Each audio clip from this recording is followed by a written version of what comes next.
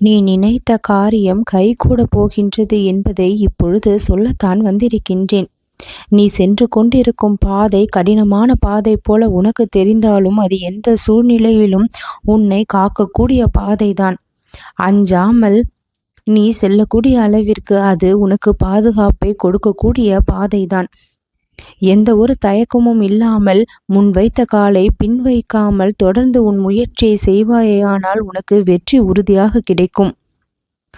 குழம்பிய மனம்தான் தெளிவை பெறும் என்பார்கள். இப்பொழுது குழம்பிய உன்னுடைய மனம் இன்றைய தினத்திலேயே ஒரு தெளிவை பெற்றுவிடும். மாற்றம் ஏற்படாது என்று நீ நினைத்தால் அதில் ஒரு தவறு இருக்கின்றது. ஒவ்வொரு நாளும் மாற்றத்தை நான் கொடுத்து கொண்டுதான் இருக்கின்றேன். உன் மனதில் இருக்கக்கூடிய வேதனைகளை குறைத்து கொண்டுதான் இருக்கின்றேன். நீ நிற்கின்ற தளம் உனக்கு பயிற்சியை கொடுக்கின்ற தளம், உனக்கு அனுபவத்தை கொடுக்கின்ற தளம், உனக்கு பல நல்ல விஷயங்களை கற்றுக் கொடுத்து கொண்டிருக்கின்ற தளம். அதனால் இது தவறோ என்றோ, இப்பாதை நமக்கானது இல்லை என்றோ நீ நினைத்து விடாதே. நீ எங்கே இருக்கின்றாயோ அதுதான் உனக்கு பாதுகாப்பு.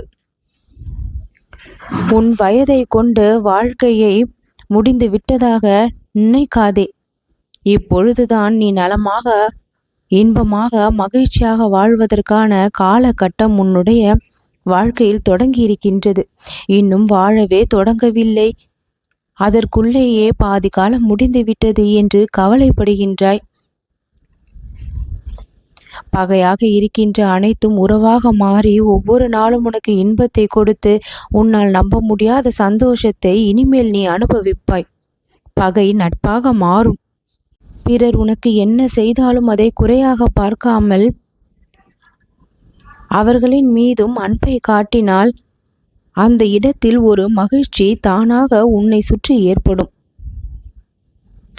யாரிடத்தில் உனக்கு எந்த ஒரு கருத்து வேறுபாடு இருக்கின்றதோ அவர்களிடத்திலும் நீ அன்பாய் நடந்து கொண்டால் அந்த கருத்துக்களும் மாறக்கூடிய நிலை ஏற்படும். உன் வாழ்க்கை உன் கட்டுக்குள் தானே இருக்கின்றது.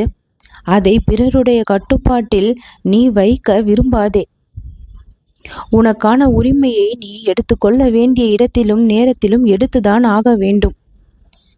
விட்டு கொடுக்கின்றேன், சகித்து செல்கின்றேன், பொறுமையாக இருக்கின்றேன் என்ற பெயரில் உன்னுடைய உரிமையை நீ விட்டு கொடுக்க வேண்டிய அவசியமில்லை. பணிவாக இரு என்று சொல்கின்றேன், அடிமையாகி விடாதே. அந்த இடத்தில் பணிவு வேறு, அடிமை வேறு, சகிப்புத்தன்மை வேறு. எல்லோவற்றிற்கும் சகிக்க வேண்டிய அவசியமில்லை. ஒரு சில இடங்களில் எடுத்து சொல்ல வேண்டிய நிலை ஏற்பட்டால் எடுத்து சொல். கேட்கும் பட்சத்தில் நல்லது, இல்லை என்றால் உன் கடமையை செய்தாய் என்கின்ற திருப்தியோடு நகர்ந்து வா. தயங்கி நிற்பதை காட்டிலும் ஏதோ ஒரு முயற்சி உனக்கான வெற்றியை கொடுக்கும் என்பதை மறக்காதே. ஒரு சில நபர்கள் இந்த வாரத்தில் உனக்கு அறிமுகமாவார்கள். அவர்கள் என்னால் அனுப்பப்பட்ட தூதர்கள் என்பதை தெரிந்து கொண்டு அவர்கள் சொல்ல வருவதை நிதானமாக கேட்டு உனக்கான முடிவை சரியாக எடு.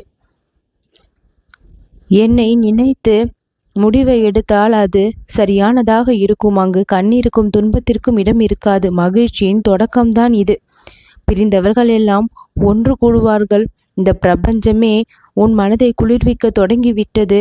நீ செய்யும் ஒவ்வொரு முயற்சியிலும் இனிமேல் மிகப்பெரிய வெற்றி கிடைக்கும். நீ நினைத்த காரியம் கைகூடும்.